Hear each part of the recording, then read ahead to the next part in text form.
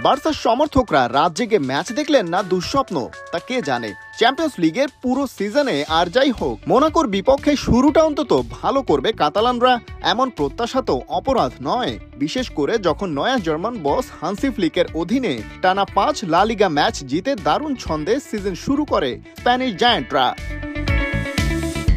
কিন্তু মোনাকোর মাঠে champions league ম্যাচে শুরুর ধাক্কাটা বার্সাকে দেন ডিফেন্ডার এরিক গার্সিয়া।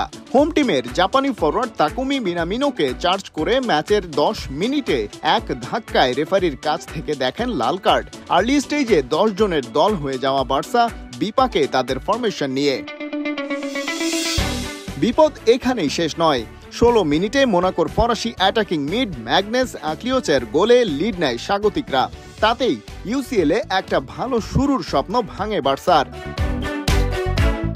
তবে আশার পালে হাওয়া দিলেন লামিন ইয়ামাল। ম্যাচের আধ ঘন্টা পার হওয়ার আগেই বাপায়ের দারুণ শটে বল জালে পাঠান স্প্যানিশ ফরওয়ার্ড। এটা চলতি সিজনে তার 4 নম্বর গোল হলেও চ্যাম্পিয়ন্স লিগ ক্যারিয়ারে এই প্রথম। আগের সিজনে ইউরোপিয়ান এই টুর্নামেন্টে 10 ম্যাচে বার্সার জার্সিতে নামলেও গোলের দেখা পাননি। ইউএফার হিসেবে ইয়ামাল ইউসিএল এর ইতিহাসে দ্বিতীয় কনিষ্ঠতম গোল স্কোরার। এই কীর্তি তিনি গড়েছেন 17 বছর 68 দিন বয়সে।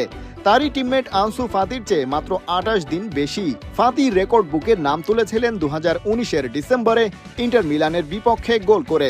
সাম্প্রতিক সময়টা অবশ্য ইনজুরির সাথে লড়াই করেই কাটছে তার।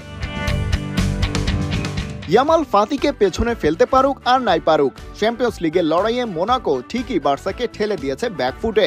ফরাসি ফরওয়ার্ড হোর্হে ইলিনিকানার গোলটা আসে ম্যাচের 71 মিনিটে। সেটা নির্ধারিত 90 মিনিটে আর শোধ করতে পারেনি বার্সা। শুরু খারাপ যার, তার সবই খারাপ হবে এমন তো বলা যায় না। ঘরের মাঠে এবারে তাই ওদের ঘুরে দাঁড়ানোর মিশন। সামনে অপেক্ষারত দীর্ঘ মৌসুম। তারুণ্যে সাজানো বার্সা ফের ফুলে ফলে ভরে উঠবে কিনা তা জানতে এখন কেবলই অপেক্ষা। খালিদ জামিল, একাত্তর।